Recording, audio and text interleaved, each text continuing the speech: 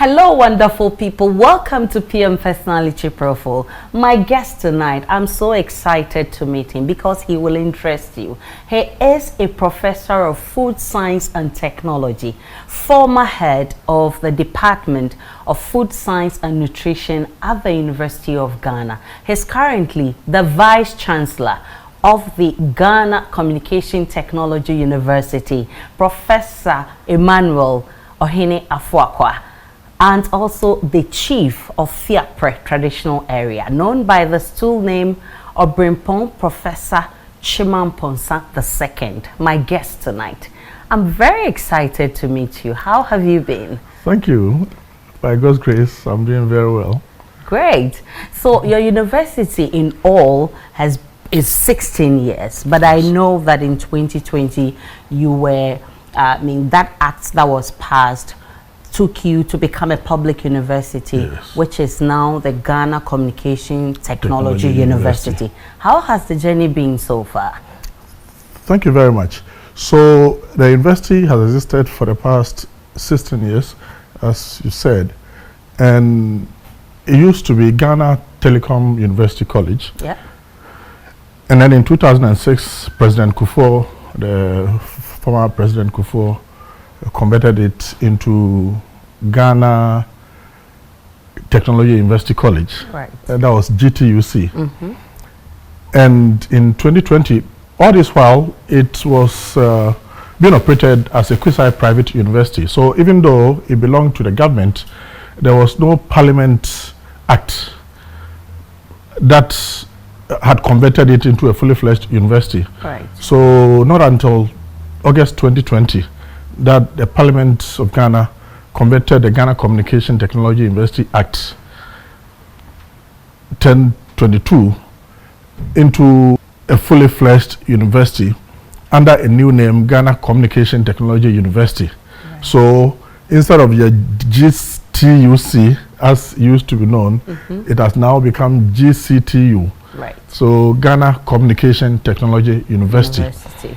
And it has come with a new mandate, and our mandate largely is to be a world-class university in the area of ICT. Okay. So we are expected to just reign in the area of information and communication technology. Okay. That is our mandate. So tell me about your Silicon Valley vision and your intention to turn this whole university into a center of excellence. I was appointed as the president of the SYL GTUC, that's the Ghana Technology University College. Right. And then in 2020, after we transformed the university from GTUC to GCTU, becoming a fully fledged university, the council reappointed me as the first vice chancellor of the university. Okay. And as the vice chancellor, you have to come with a peculiar vision for the institution that has been given to you to head.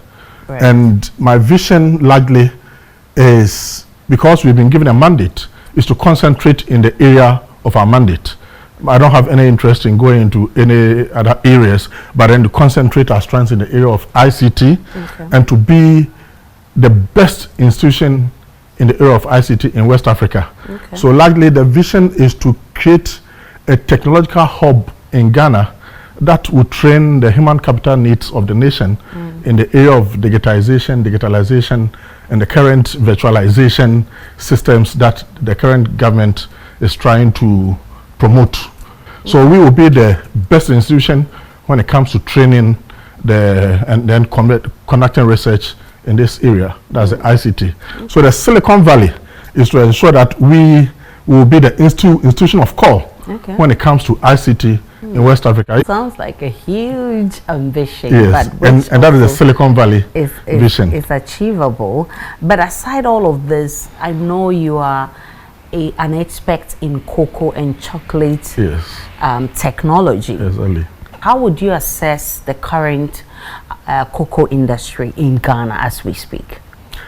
The cocoa industry in Ghana is growing. It's gone through some turbulence over the years because of various challenges that it faced.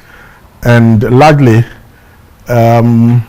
if you look at the production trends have continued to increase from coming from 200,000 metric tons, 300,000 to 800,000, and now we are moving ahead beyond 1 million metric tons, which means that in spite of the challenges that is being faced by the industry, there is continuous improvement and there's continuous growth in the area. And I still believe that there is more that can be done to promote the cocoa industry. Largely because the cocoa that is produced in Ghana has the best quality in the world. And therefore, Ghana's cocoa, when it gets to the international market, it doesn't just get to be sold on the international market, but it attracts a 20% premium on its price, other than any other cocoa that is on the international market. When it comes to cocoa that is known as a bulk cocoa that is made or used for commercial cocoa production. Right.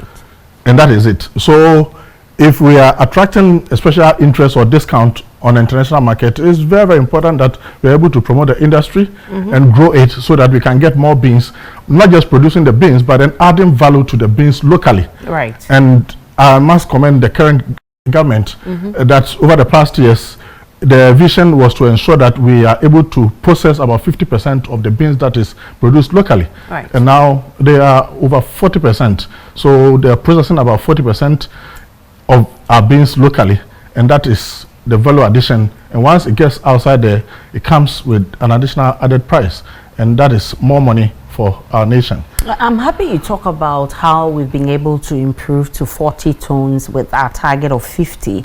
But I don't know if you can say same about the cocoa farmer. Have their conditions improved? Recently, the price of a bag of cocoa was increased. Yes. What do you make of it? Is it enough to better the conditions of cocoa farmers? I think it's something that I say is overwhelming, because it has never happened in the history of this country where you have cocoa bean price increased to this extent at one go. Yeah, because it was increased from about 800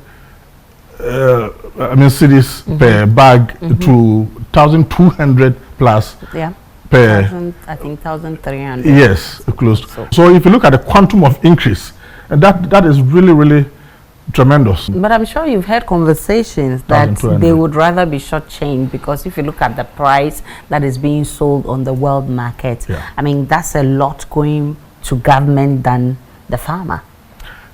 It is very difficult for you to just sit down and assess it that way. We the experts know that apart from Ghana, all the cocoa producing countries do not have their government providing more incentives and supporting the farmers during the production of the beans than any other nation. You won't get any other country in the world that supports the farmers in the production of the beans. Because if you go to Cote d'Ivoire, the farmers are on their own. If you go to Ecuador, Brazil, other countries that produce larger quantities of beans, even in Nigeria, the farmers are on their own. And their governments do not provide support for the production. But then here in Ghana, you understand, and if you know, government support the farmers. They give them seedlings for free to plant.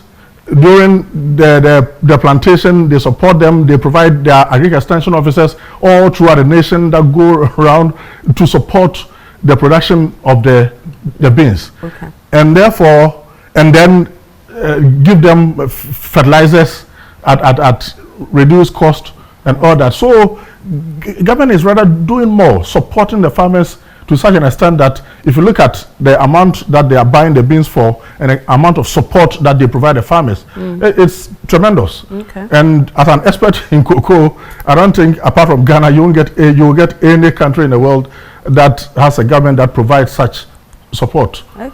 That's quite interesting analysis. Again, you've served on many boards, both locally and internationally, including the European Union, the African Union, the African Regional Organization for Standardization. I mean, what was the take home for you? So the bit was to ensure that we are able to harmonize all our policies, especially in Africa, and to ensure that trade that cuts across countries within the African region are free and fair and are free from boundaries. So because sometimes you can have countries that will set boundaries to just not protect the interest of their inhabitants, but then also to ensure that those that are coming in from other nations do not get access to their market. Right. For reasons best known to themselves. And in some areas, well, in the area of science, we call it protectionism. So they protect themselves from the external market. So if any country has cocoa beans, per se, with reduced price, you can't just bring it in, because when you bring it in, their price is high. And therefore, you will tend to have competition with your market. Okay. So what the standardization is to ensure that all the beans, the quality of the beans and the quality of the food trade across the nations within Africa are standardized. Okay. So if you are sending fruit, let's say pineapple from Ghana to Nigeria, the standard, the acceptable standard is the same, and you must meet that standard, so that when your price levels are set, you know that the price can be also the same across the nations. Okay. And that will prevent a situation whereby one nation would want to set sort of barriers against others being able to enter their market. Back to the your role at the Ghana Standards Authority. Yes. In Ghana here, we've had cause to complain about the kind of food that come in and the kind of food that FDA approves for us to consume. What do you think, as an expert from where you sit? Yeah. Do you think the FDA has done a good job in ensuring food security for us? Yes. I see extensive growth with the work that is being done by FDA over the past years, because it used to be Food and Drugs Board, and then later it was converted into an authority with a mandate in foods and drugs, and they are doing extensive work now to such an extent that they are ensuring standards of foods, ensuring that foods that are sold on the market are being standardized and being produced to the quality that is expected, and then adulteration is kept to the barest minimal. Right. Because this was a big challenge in Ghana, and I believe that they've done a lot of work in ensuring that food quality is enhanced, and then also food standards are also maintained. Because if consumers don't get the right food to eat, obviously what is going to happen is that it's going to affect our health. And once you don't have good health, you can't have any life at all. And there's not going to be any nation. I'm happy that, as an expert, you see something good coming out from there. But that also doesn't erase the fact that recently we recorded a few issues that shows that definitely there needs to be improvement. Yes. What can we do as a country in terms of prioritizing what we consume? I think we have a very wide food value chain, talking about cereals and legumes and fruits and vegetables and all the different kinds of foods that we produce and then we consume. And all these value chains have their challenges for us, especially in Ghana. Okay. So if you pick cereals and legumes, the way cereals and legumes are produced in Ghana has a lot of challenges that come along with it. Right. Because largely food production in Ghana depends on rain-fed. So largely rain-fed agriculture. Right. You get only minimal plantations or farms that have dams, that have wells and things that they are able to get sustainable water production to produce food all year round. Okay. So largely most of the farmers depend on the rain. And once they depend on the rain, their kinds of farming, their style of farming and things are all tuned to the period of rain and the season of the rain. Right. So if you produce cereals like maize is produced on a farm and is supposed to be harvested, dried and kept. But what happens is that because largely we depend on rain and we don't have systems that would harvest this maize early to dry them mechanically, we allow the maize, when they are fully matured, to still continue to sit on the farm to dry. Okay. And then they are harvested.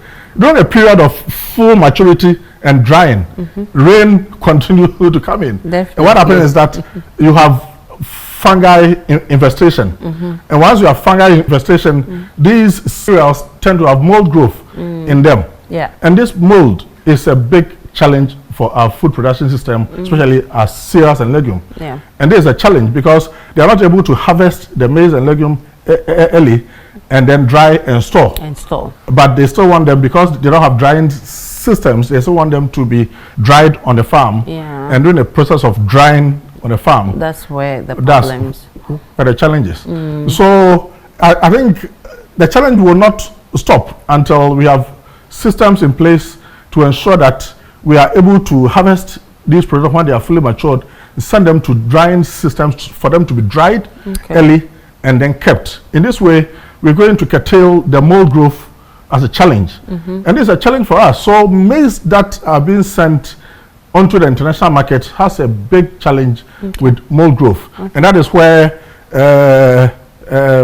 some time ago, Food Research Institute conducted research on maize, and they found out that over 60% of maize that is produced in Ghana have higher levels of molds in them, aflatoxins that are very, very high levels. And these are maize that we consume within the nation largely. How dangerous and once is we that? consume this maize highly infested with these molds, what happens is that these molds have their adverse effects on our health. And once we consume them, and these are the foods that we eat largely across the nation. Of course. So if you are not able to stop the production of the molds, the banku, I mean, everything is maize in Ghana. It's maize.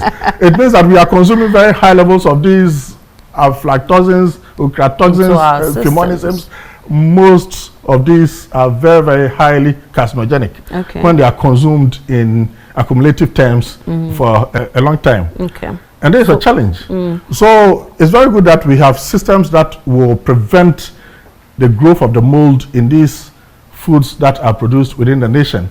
So that we can have safe foods across board, across the food value chain, whether cereals, now fruits and vegetables have problems, pesticide residues.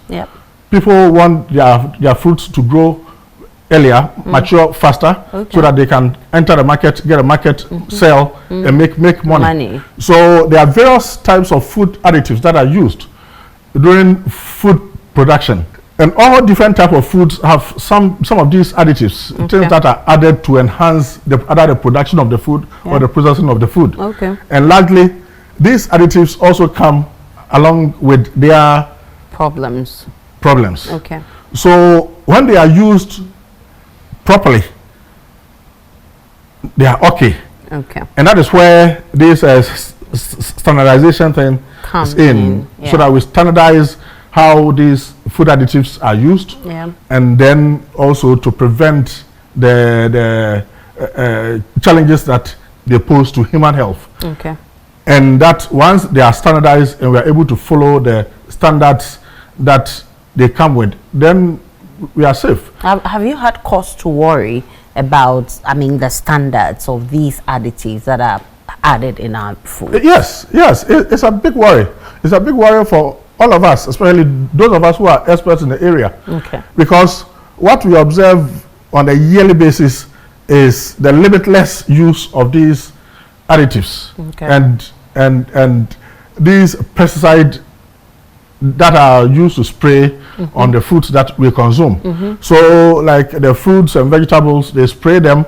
Instead of allowing time for these pesticide residues to be eroded from them, they harvest. They are in a hurry because they need money. They want to sell. So they harvest them whilst these residues still sit there on them.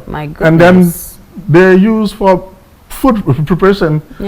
And we eat. And once we eat foods that are already contaminated with these pesticide residues over a certain level, over a period of time, then obviously there's a challenge. So most of these cancers that are have been experienced in Ghana are largely from food. Some of these things. Unsafe food consumption. Okay. Once the food consumed are safe, we don't have a challenge at all. Having spoken about food security, I know you consulted for WHO, you've consulted for FAO, and school feeding programs, that of Ghana as well. How do you feel about how the program is being managed now? The school feeding program has come a long way because I was among the team that started the school feeding program in Ghana with Dr. Afoakwa. Interesting. Yeah, many years ago. Yeah, somewhere in 2005. So we went for a conference in the US, in Baltimore, that was hosted by a foundation called the Global Child Nutrition Foundation. And this foundation is an international body that seeks to address problems or issues related to school feeding programs across the world and ensure that child nutrition is safe to the benefit of the children consuming the food. Okay. So I even at the end of the day served as a board of governing council member on the Global Child Nutrition Foundation for over a decade. And what they do is on an annual basis, they bring together all school feeding coordinators around the world. And then we look at the kinds of foods that we are using to feed our kids and how we can enhance their quality and then all that to the benefits of the children. School feeding, we started with just 200 kids in Ghana. And now you are aware that we are feeding over 1 million kids a day. Definitely. That means that it has come a long way and it is serving the nation good. However, there are challenges because you can't have such a huge program without any challenge. And the challenge has to do with availability of funds because you must get funds to be able to pay the caterers that are producing the food for the kids. And once you don't pay them on time, what they do is that the quality of the food would be affected because they don't have the money, which is the case having right now. So that is the major challenge when it comes to the Ghana school feeding program. But irrespective of the challenges, I still think that it has come a long way and they are feeding many children across the nation on a daily basis, and it's something that must be commended because a kid going to school without food cannot have attention. You can't pay attention in class, you can't have retentive memory. And then so obviously the kid is not going to learn anything in school. That's true. So once we have a government that supports school feeding in our schools and feeding children with one hot meal every day, it's something that must be commended. And all across governments over time, they've seen increase in growth, and no government has come that they want to stop it. It's something that is really, really good for our nation and helping the kids and ensuring that the kids will go to school and the kids will remain in school and be able to study. It is commendable. The effect is really, really it is good. Commendable that a lot more people are getting to be fed in school. But let me ask you this. How do you feel that every child spends less than 1 cedi a day? It's not easy. If you are feeding individuals, it's quite a challenge to say that you will get a good meal that will cost 1 cedi for a child. But that is not the same when you are feeding groups, because when you are feeding many people at the same time, the cost per food in a way reduces. And therefore you are able to find ways and means of cutting the cost to be able to still give these kids good meal if the caterers are paid on time. But the kids don't get good meals. Their food is it's because the caterers are not paid on time. Because if the caterers are paid on time, I believe that they'll be able to produce good food for all the kids across the nation. But if they are not given their monies and they don't have adequate money capital by themselves to be able to get that done, what they do is that they cut corners and give kids probably unsafe foods. But that shouldn't be the case. Yes, because whether you give them quality food or not, you will be paid at the end of the day. The end of the day is the kid that bears the brunt. Yes. So they suffer. They suffer because at the end of the day, I'm very much aware, because we've done a lot of assessment across the nation when it comes to school feeding programs and the quality of food that's being given to these kids. And I must say, the quality is poor. Yeah. The quality largely is poor. How can we improve on that? The caterers don't have money. They don't have capital to invest. So what they do is that they go to the market and sort of try to buy food of that largely substandard, and the prices have been reduced, right, and use these substandard foods to feed our kids, because most of the time the caterers don't have the capital, the money to invest to buy proper good quality food at its utmost price. So they cut corners and buy low grade food, and then they use the low grade food to feed their kids. And of course, and I think the challenge is just one.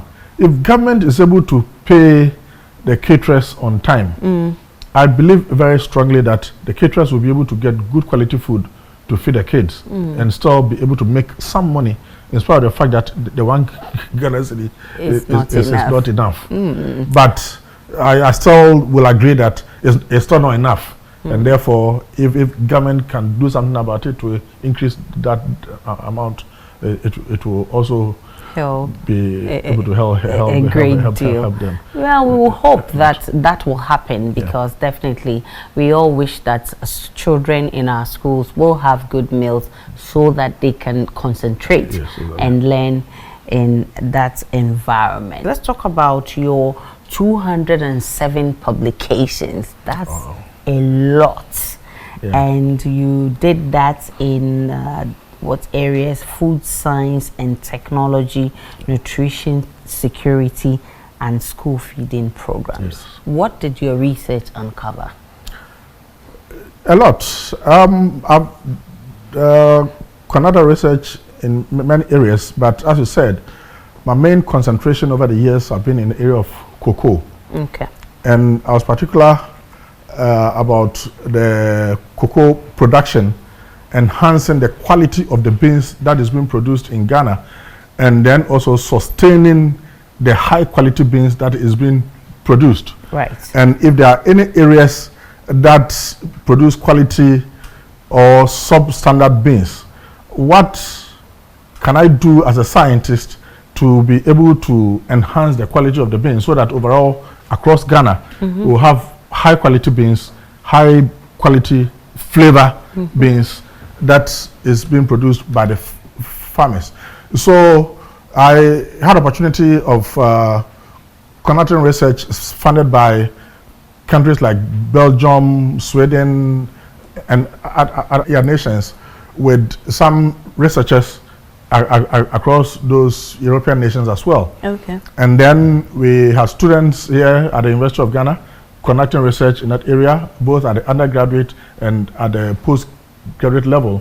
And then I had the opportunity of sending some Ghanaians to abroad to pursue their PhD in this area, all of them working on cocoa, all to ensure that the quality of the beans that are produced and its derived products, which is my prime area, is also sustained, so that we can get Ghana beans, more Ghana beans on the international market, so that Ghana will get more money, because as we said, Ghana beans attract 20% premium on the international market, and therefore once we are able to produce and continue to produce high quality beans from Ghana, we are all helping as experts to ensure that Ghana gets money. And once there's money in Ghana, I believe we'll all be able to stay in Ghana and work in Ghana and have our peace.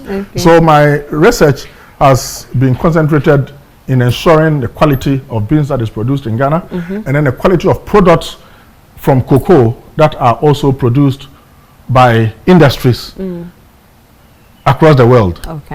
So with a bean, I concentrated my attention just on beans in Ghana, and then also had opportunity of visiting other nations like Ecuador, Brazil, Nigeria, Cameroon, Ivory Coast, where I had their beans, compare them to the beans that are being produced in Ghana. And why we say our beans is prime, is premium and the best beans on the international market. And then because you can't just say you are the best when you don't have any justification.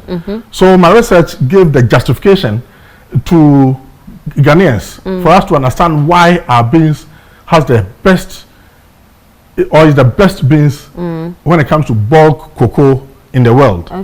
And largely it's because of the flavors, because of the way the cocoa is fermented on a farm. So I had to research into the cocoa fermentation processes. After the farmer plucks the pod from the tree, what happens? So there are processes after post-production into fermentation, drying, and then the beans getting onto the international market. I had to research into all that area. And because I had plenty of students researching, because I had funds. And therefore, if you have funds at the university, you'll get students. Because you'll get students who have come in. Most of them don't have any research areas. And therefore, if you're a lecturer who has funds, you attract students. And once you attract students, you get more students to work with you under your supervision. You supervise them closely and ensure that the quality of the work is done, maintained. And then you can help them write papers out of this work. And once you are a supervisor, your name is automatically will be tagged as an author or a co-author. And then, so I had the opportunity of writing, training many graduates for our Ghanaian cocoa industry in Ghana. So if you go to most of our industries in Ghana, you get products who are my trained students from the Department of Science at the University of Ghana, who are working as production managers, quality assurance managers, and all that. Other industries in Ghana. I can imagine. And some industries abroad. Wow. Yeah. Wow. Professor Emmanuel Ohene Afoakwa. He's known by the stool name Obrimpong Professor Chim Amponsa II because he's a chief at the Fiapre traditional area. When I return from this break, he will be telling me how, as an intelligent chap at age 12, he was just lifted and put in Form 4. That is amazing, right? When I return from this break, he will be telling me all about that. He will also share his experiences as a young boy in secondary school and how he was able to go to St. Augustine. He will tell us all about that when I return. Stay with me. I'm coming right back. Welcome back to PM Personality Profile. My guest still Professor Emmanuel Ohene Afoakwa, also known by the stool name Obrimpong Professor Chim Amponsa II. Prof, you're a chief of Fiapre in Sunyani, right? Yes, around Sunyani. I just want to find out, how do you combine all of these busy schedules? You are a consultant, you are a vice chancellor, you serve on boards, and you still have time to be chief? Yes. Well, I thank God for grace, but largely I think it's all about planning. Okay. Yeah, because there's nothing you can do that will help you succeed without planning. Definitely. And whether you have just one job to do or multiple jobs, if you don't plan, you certainly plan to fail. Yeah, because once you plan, you know what you are doing, what activity is being done or expected to be done at any particular time, and then you ensure that you do it, and then you are able to achieve your results. If you don't plan, you think that you have time. So what happens is that you will sit down and wait for forever the right time, and the right time will never come.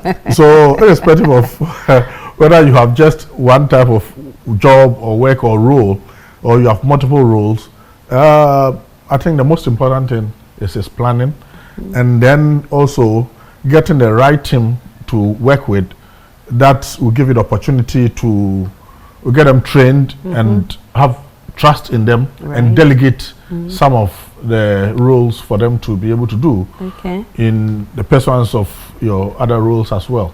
And I believe that this is what has made it possible for me to have these multiple roles, and largely by the grace of God, everywhere is doing well.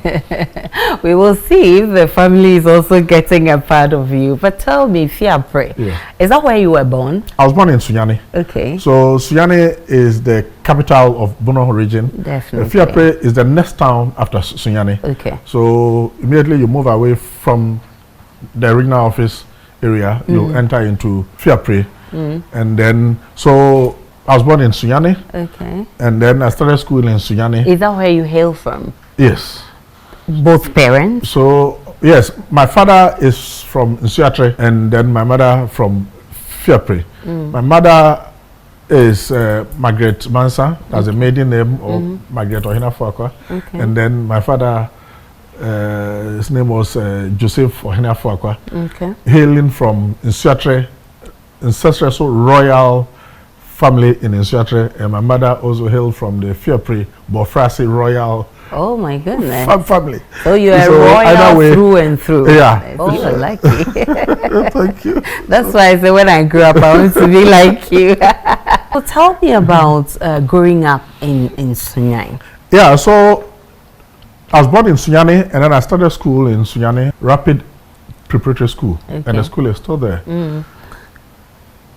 At the time where we were attending Rapid, the school was behind the police headquarters in Sunyani, but it's now been moved to a new site.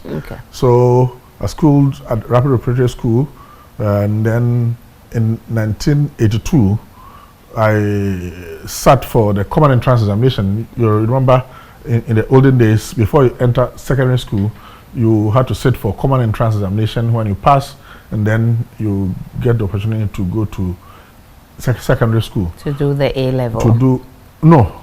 Okay. That was the, yes, and then to start O level. Okay, before the A level. Before the A level. Okay.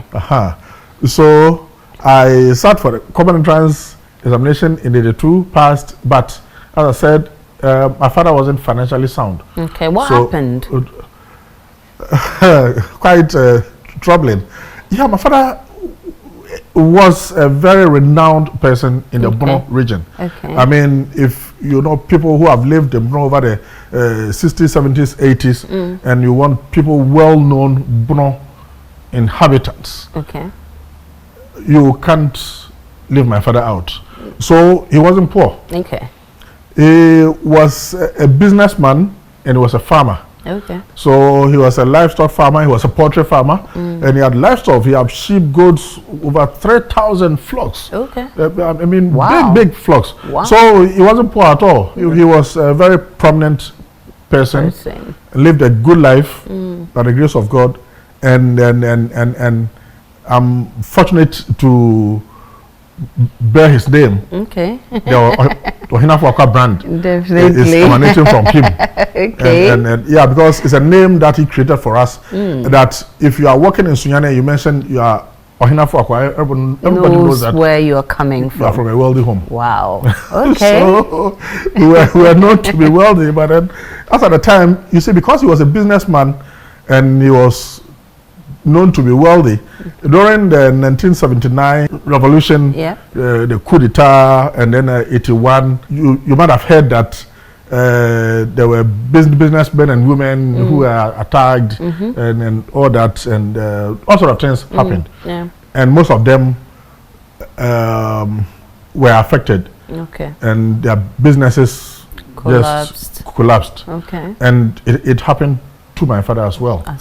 Yeah, so from the 81, where it all happened and his business collapsed, and then you can imagine I completed in 82.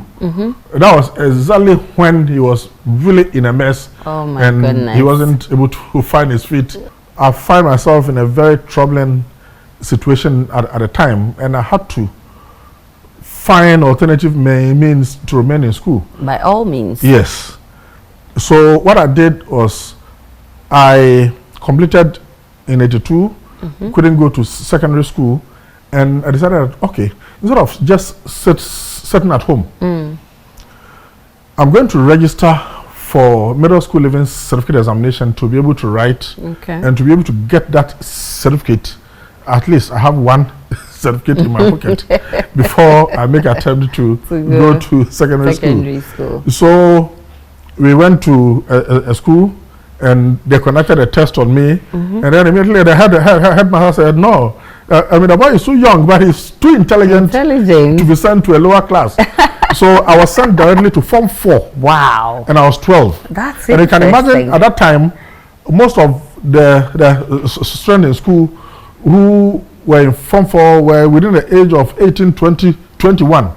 And look at this 12-year-old boy brought to a Form 4 class, sitting in the midst of these adults. Interesting. Yeah. And it was amazing. I was just a little boy. Okay. But by the grace of course, I was brilliant. I was very, very sharp. Okay. So, because I was coming from an international school or a private school where our teaching and learning had been on writing common entrance, passing common entrance examinations, so we're just English, mathematics, verbal and quantitative. Okay. We're not learning history, no geography and those things. No, so it was when I went to the Form 4. The Form 4 that I started learning history and geography, so that I'll be able to prepare myself adequately for the middle school living certificate examination. So first time, within 2 months, I sat and really learned to such an extent that within 2 months, when they sat for the first term examination for the Form 4 class, I was first. Oh, wow. This 12-year-old boy. Beating them like that. So it was like, wow. So I was carried on the shoulders of these young men from the school. About 1 kilometer. So you were made a king even when you were 12. So it was amazing. Okay, but before you get there, I'm sure whilst you were in the midst of these grown-ups and you were doing all these magic, I mean, now we not really. Okay. They realized that I was brilliant, and that's my gift. And they couldn't do anything about it. Okay. So what they started doing is to make me the teacher of the class. Oh wow, so that was a smart move. Come, this small boy is put on a table, blackboard, and then I teach the whole class. You be teaching the whole class. Interesting. Oh, that's nice. So interestingly, all along, I knew I was going to be a teacher. Okay. Because from by that age I started teaching large classes, and so I became very, very interested in teaching, imparting knowledge. So helping others to understand things that they don't understand, and I know. So it became a passion. And they did not bully you because I mean, even though you were small, then I won't teach you. You know how to get at them. Okay, that was a good strategy. Yes. So I decided that I'm not going to stay at home. It's part of the challenges we are faced. So I should find myself something to do. And what can I get to do at this young age? So I looked around the schools in Sunyani area and realized that there was a day secondary school in Sunyani. There was a Sunyani secondary school itself, but there was a day secondary school at the time. It was called Sunyani Day Secondary School. I decided that, okay, it's also a secondary school, so at least I could start secondary education there. So we wrote the common entrance examination again. I passed, but then I wouldn't have the opportunity to go to boarding house because the financial situation is still there. So I had to find ways and means of getting to a day school, so that I'll just be staying at home and still be able to go to school. I couldn't tell anybody my plans, so I decided that, okay, the little money that I'm giving each day for my lunch, I'm giving 5p, 5 pesos. I was going to save the 5 pesos every day and starve, so that I'll be able to get money to register for the entrance examination for the Sunyani Day Secondary School. Wow, that's a determined So for 2 weeks, young boy. I fasted and saved up to 40 pesos, and that was what I used to register for the exams. Wow. My father not knowing anything about this. My mother didn't know anything about this. Okay. I did it all by myself at that age. That's interesting. So in 83, we wrote the middle school examination, and then I sat for the entrance examination, and I passed. I didn't just pass, but out of about 400 candidates that came to write the exam, I was third. Wow. Yes. Wow. I was third. You were brilliant. So I was given automatic admission, and when my admission letter came, I went to show to my father that I've gained admission to Sunyani Day Secondary School. But at least it's a day school, so I can still stay at home and be going to school. Get opportunity of going to school. So he understood. And at that time, the fees was just about 55 cedis. Okay. Were just small because it was a day school. So when I started school, I reported, and the third day, we realized that out of the, I think 240 of us were admitted. And those out of the 240 that were admitted, and because I was first, the school had a policy of giving scholarships to those who were first. Oh, okay. From their entrance examination. I see. So immediately, I was given a scholarship. Interesting. I was given a scholarship to pursue the secondary education. So my father didn't have to pay any fees. Anything. You were so lucky. Yeah, little money to just go to school. Yeah. But it wasn't still easy.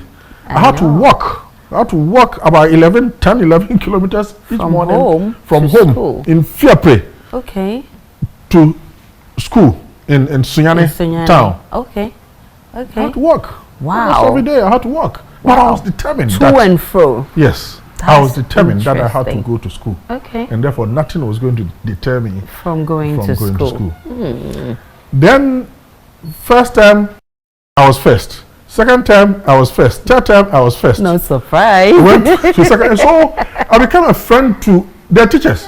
Yeah. The teachers just liked me. A little boy, I was so intelligent, and I was serviceable and humble boy. You send me anywhere, I will go quick, run, go and come. And so they just liked me. Okay. So when I got to third year, I realized that, wow, what do I want to do?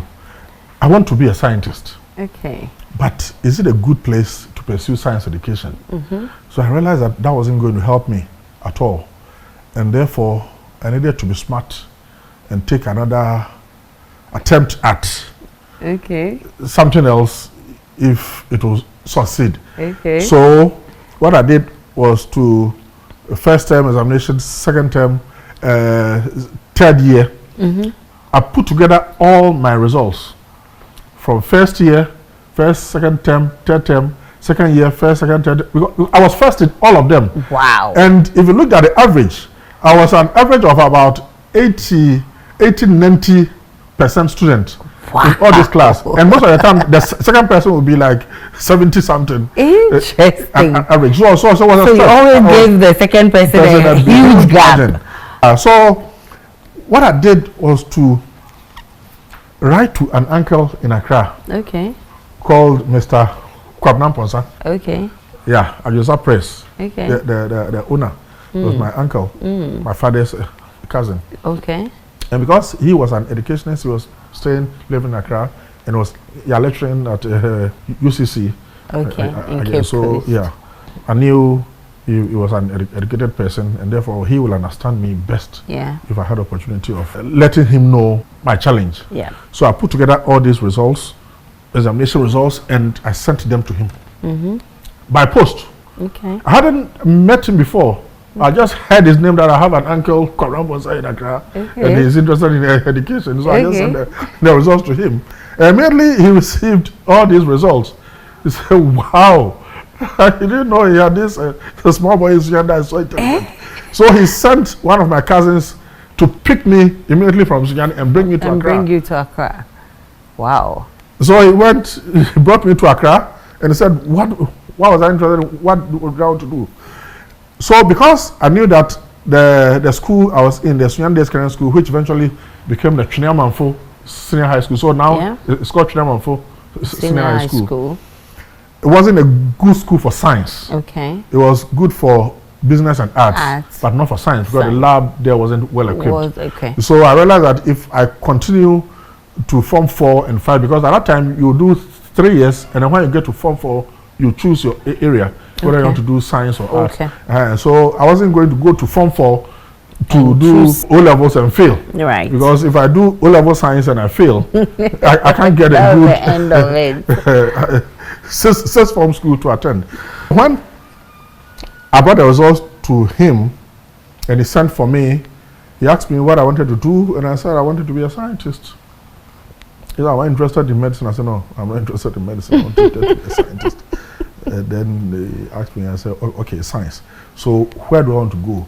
He said, my dream is to go to St. Augustine's College. Okay. When we were in primary school, one of the English books had St. Augustine's College administration block, and they wrote a story about it. That is one of the best schools in Ghana and all that. So my dream was focused on going to St. Augustine's College. Okay.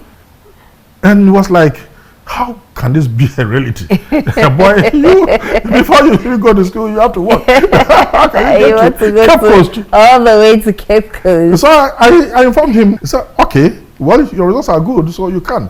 So he picked me into his car, drove me to Cape Coast. When we got there, the headmaster had traveled. He wasn't around. Okay. So he left all my result slips with his secretary. Okay. To be given to him with a note. When he comes back. So that when he comes back, he'll look at it and see what he can do to help me. So he came, saw the results, and he was amazed. Yeah. So immediately, he left his number on it. He called my uncle in Accra that he should bring me. That was a trap, you know. Yes. So he told me, well, St. Augustine's is a big school, and they pick their Form 1 students, and they only admit students into the school in Form 3 after you have written or you've sat for an examination. Okay. Unfortunately, they've already conducted the exam. Okay. And which you were not part. Which I wasn't part. So he's interested in me because he knows I'm a brilliant student. When I come there, I'll do well.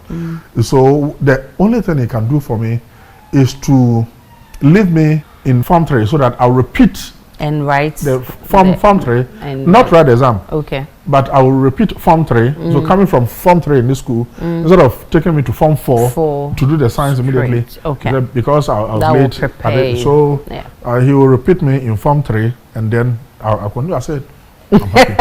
Once I'll get to St. Augustine's College, it doesn't matter. You stop me in Form 1. What's the important thing is to ensure that I'm there.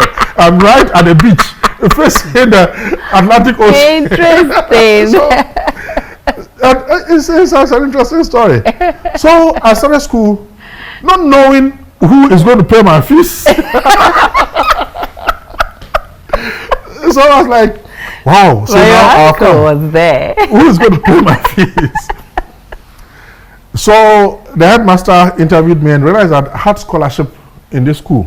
The former school where you were coming where I was coming from. So he contacted and it was a Ghana Cocoa Board scholarship. Okay. Because you asked me about cocoa and why I decided to specialize in cocoa. This is where it's coming from. Okay. So it was a Ghana Cocoa Board scholarship in Sunyani that I started school with. Okay. And then he contacted the Ghana Cocoa Board so that they will be able to convert the day scholarship into a boarding scholarship. Yeah. And they agreed. Okay. So right from the third year in St. Augustine's College, I was given the Ghana Cocoa Board scholarship, boarding scholarship. Again. To pay my full fees. Interesting. Then I started St. Augustine's College first year. I did very well. And they also have a bursary.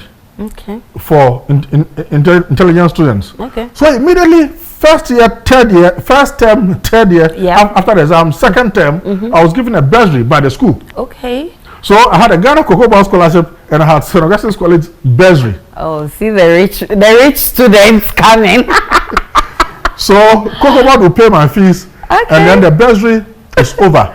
So they were giving the bursary to me as my pocket money. Wow. Let's talk about the environment at St. Augustine's. How was it like? Especially you being the champ. Because I'm sure as you had plenty money in your pocket, you get a lot of boys following you. Yeah. So I was like, well, I wasn't so, because people are coming from rich homes. Definitely. And even though you are getting some money into your pocket, it's still pretty much. Yeah, little. So for me, my parents were still in Sunyani, my uncle is in Accra, but I was there alone. When I'm going to school, I know that I am going to school for the full term and I'm not coming back. Okay. And no one is coming to visit you. And no one is coming to visit me. Wow. So I prepare myself. Gary is like half bag. Okay. And my shito, I prepare my shito in buckets. The paint bucket, the small. That's so, yes, I know. Yeah. Prepare it and put it in my troubles. Okay. For the whole term. I'm not coming back. And you were lucky you were in Form 3, so nobody could come and take your food from you. Exactly. But interestingly, then I became aware that because I was still young, the seniors were coming for the food. So I prepare a good medium spiced one and I prepare a hot spiced one. So you leave the hot one for them. I give the hot spice one. I should give you because don't come and chill everything. And that's my last chance of you needed to deny it for the whole term. Because for them, they got visitors, their parents coming in, bringing them food, bringing them money. And they couldn't even but I don't have that privilege. That's sad. Yeah, so I had to devise ways and means of surviving. And the only ways is that I get a medium-sized spiced one.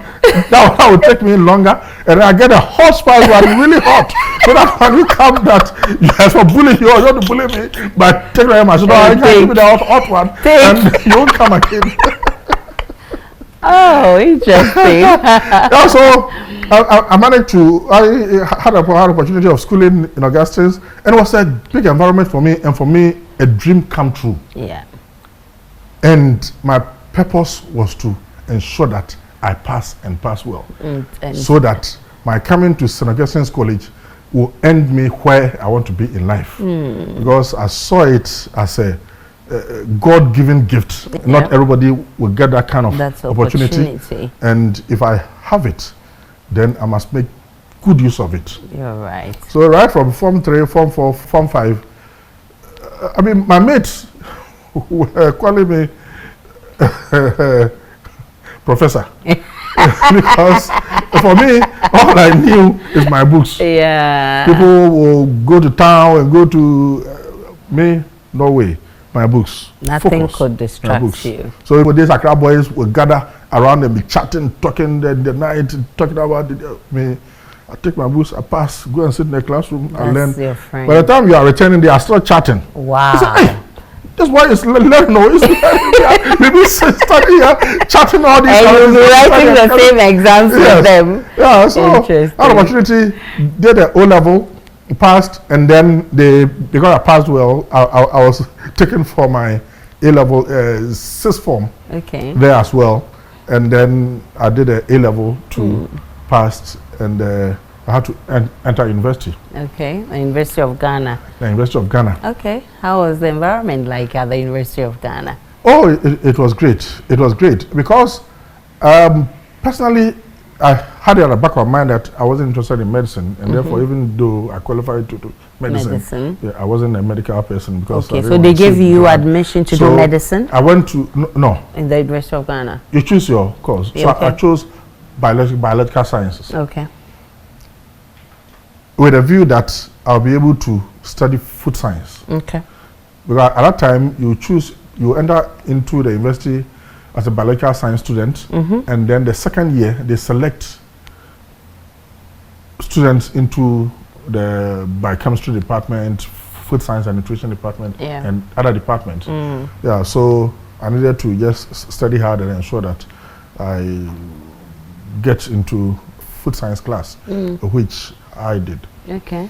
So I had opportunity of pursuing the BSc in food science, and then also got opportunity of pursuing my master's in food science. Okay. And all throughout this, because at that time the university education was free, I didn't have to burden myself with who's going to pay my school fees again. Okay. But when it comes to the masters, I needed to pay fees. Fees.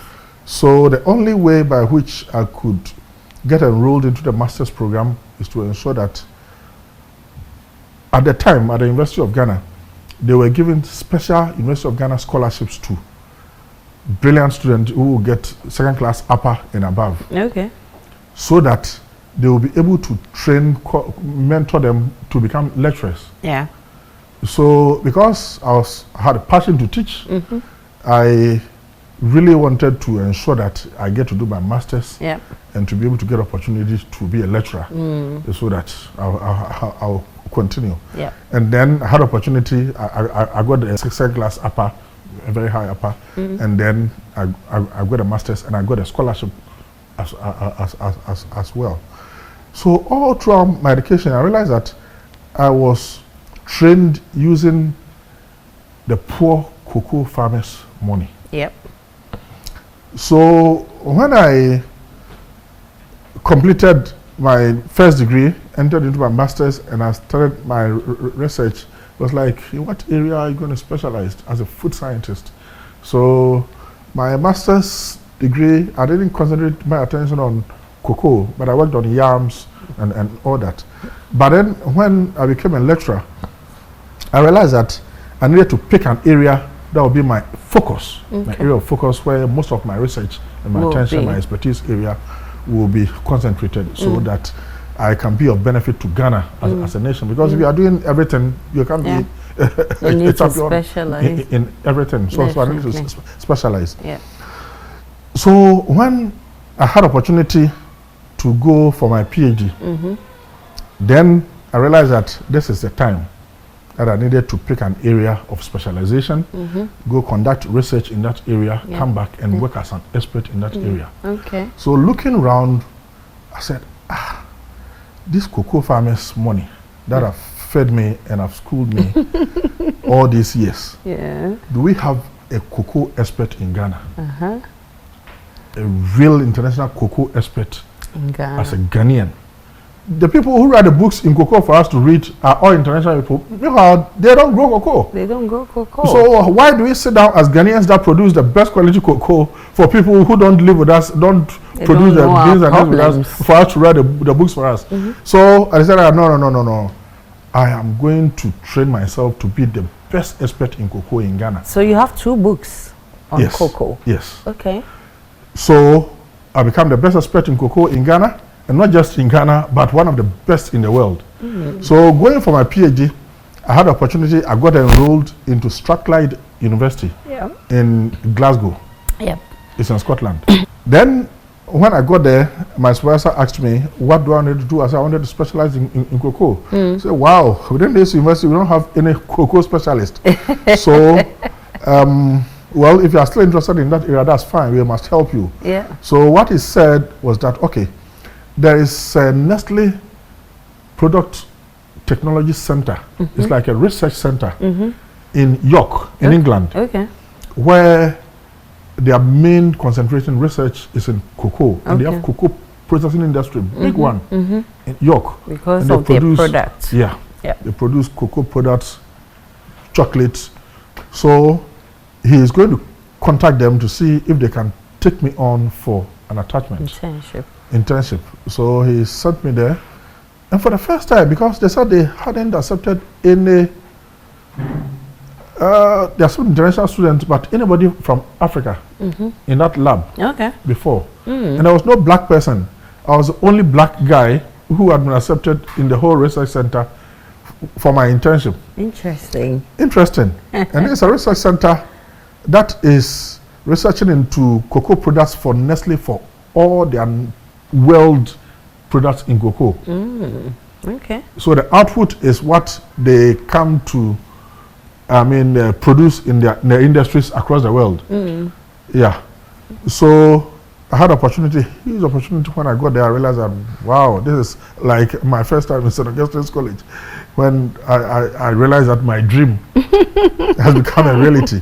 And this time too, my dream of becoming a cocoa expert can become a reality if I work hard.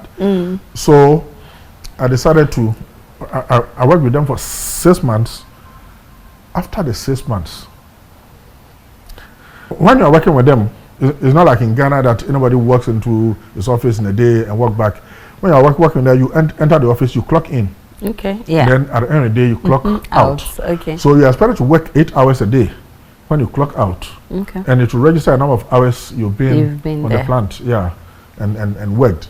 So at the end of the 6 months, they realized that I've had over 300 hours in excess of the number of hours that you're supposed to work. Wow. Impressive. Then the manager, the MD, he called for me and said, what have I been doing with this number of hours? And I said, well, I'm a Ghanaian who wants to specialize in the area of cocoa. So getting an opportunity to find myself in a world-class lab like this with a good library, I wanted to ensure that I train myself well in this area. And within the 6 months, I had written a very good review in the area of cocoa and got it published in one of the world-class journals in food science. So he said, so what have I done? Then I brought him the article. He was shocked. Wow. He was shocked. An intent. What? 6 months, an intent. So he said, okay, what do you want to do? I said, I want to conduct my research because now I have to start my research and then conduct my research in the area of cocoa, be able to specialize in the area, be able to write my thesis and all that. He said, you are not going back to the university. I'm keeping you here and I'm giving you a scholarship for your research. Okay. Meanwhile, I went with the Government of Ghana scholarship. Already with the so I was to conduct my research by Nestle, and I was getting a Government of Ghana scholarship as well. So it really helped me, and having the opportunity to work in that lab gave me the best opportunity anybody would want to get in life. You are a cocoa man. I mean, since childhood. And I'm sure that your wife, Ellen, and the three, I can't say kids, I'm sure they are adults, are all proud of your achievements.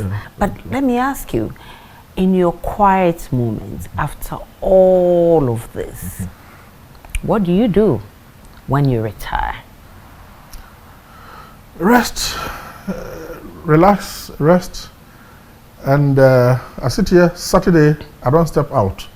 Sometimes all weekend, if I don't go to church on Sunday, I sit here and relax and watch football or watch Formula 1. Sports. I love it. So I just relax and rest because from Monday to Friday, sometimes Monday to Saturday, it's all work in the morning till night. And you, as a Vice Chancellor, you sit as the chair of almost every board, every committee, and all that. So it's an enormous amount of work. So on the weekend, when you are not going to work, then the only thing I can do is to ensure that I get some rest. So I asked what time the family gets from you. How do you juggle all of this and still get time for the family? Very good. To be able to give some attention to the family and then see what is going on in the home and all that, you have to ensure that you give them some attention, and the only time you can get that attention is the weekends. My wife is equally a busy person, but we want to ensure that we give our children the best of education and quality training. So we monitor them each day, what they do. In the morning, we pray together, because we don't all come in at the same time. We don't get to meet again at the next morning. Yeah. So weekends are the times that we get to sit down with them and monitor their activities. So you don't leave them behind. You train others and then you leave your kids behind. That's unfair to yourself. Exactly. I have very good relationship with my kids, and then you train them to be disciplined, to be humble, to respect everybody and let them know that are privileged, and therefore you need to respect everybody. Yep. And if you come to my university, people will attest to you that I talk to my cleaners, my security men, I'm friends with them, and I've been receiving awards. Last year, the most respected CEO in the tertiary university sector. Congratulations. In Ghana. Okay. So the fact that you respect the person doesn't take anything away from you. Doesn't take the fact that you are a vice chancellor and they should respect you back and therefore take instruction from you. Will not take that from you. But then they will respect you more because you bear their pain and you can understand them, and then you try to help them how you can help make them better. They feel you are part of them. Very good. What do you do? Do you do anything to keep fit? Yes. I do skipping. Almost every morning I skip. I have a treadmill up there. At times I make time. So when you were in school, were you into any sport and activity? I was an athlete. I used to run. Okay, in school. I used to run when I was in St. Augustine's College. One experience I got that I stopped. Okay. We used to have two assistant headmasters, assistant headmaster academic and assistant headmaster administration. Okay. The assistant master academic is in charge of academics. Okay. So wants to ensure that you are in school. When you go out, you have an exit and all that. The administrator is an administrator. Even if he meets you in town, he won't even call you to ask you where is the exit because he thinks that is not his rule. Okay. So there were these guys who were ahead of us when we were in Form 4 also. And then they'd written their GCE O-level. And then when they were coming to A-level, they didn't pass well. They got Division 2. I get 24 or something. So they came to beg the assistant headmaster to admit them. Okay. And they said no, he's not going to admit them. He said, sir, but we helped the school we are running. You told them they set an unnecessary record. When their friends were in a classroom learning, you are the fields setting unnecessary records. No way. So I said, then the running stops. Let me concentrate on my books and study hard and pass my whole level well to be able to continue here. So that's how you curtailed your... I curtailed. But I used to run 800, 1,500 meters. I was quite a good athlete. Yeah, so how often do you skip? 3-4 days in a week. Okay. Yeah. So I skip in the morning, and so that I do some skipping, or I work a little bit on a treadmill. Okay. In the morning before. So how many skips are you able to do in a day? Oh, 200. Oh, guys, I'll beat him this evening because I'm going to challenge him with the skipping. I do skipping a lot, and I'll beat you. So the 200, I'll beat you completely. But of course, that's good exercise. It's and I know that after all of that exercise, then you listen to some music, right? Yes. I listen to music as I relax. Yeah, and I like Amachi Dede songs. And my favorite is what you are playing, Iron Boy.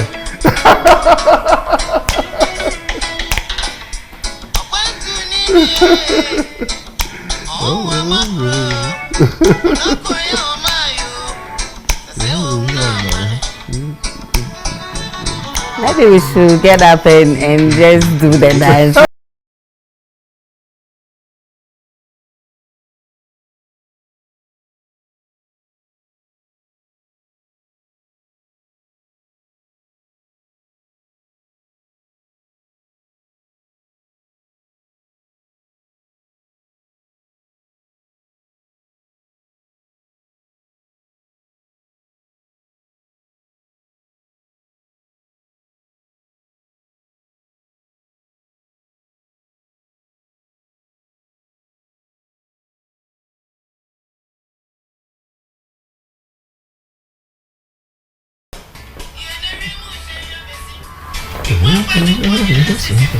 I don't want to start that person.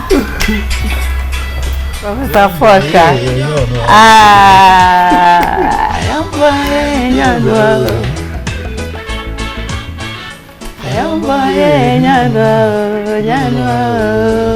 Prof, thank you so much for talking to us. It's been very interesting talking to you, and I've learned so much from this conversation. Viewers, thank you so much for watching. Same time next week. Thank you very much. God willing, we'll be bringing you another interesting edition on PM Personality Profile. But don't forget, I'm going to challenge Professor. You know, he does only 200 skips. I'll challenge him because I can do 800 skips in a day. That's why I'm not bragging. Thank you so much. Enjoy the rest of our program. I told you I'll beat him. Here we are. We're going to take the challenge. But of course, yes, we're going to take it easy on ourselves. 2, 3, 4, 5, 6.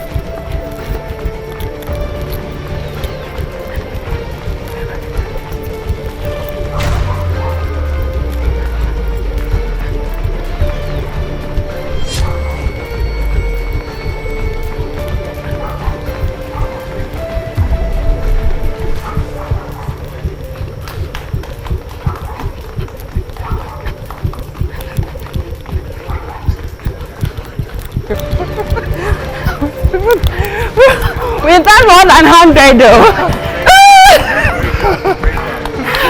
Prof, thank you so much.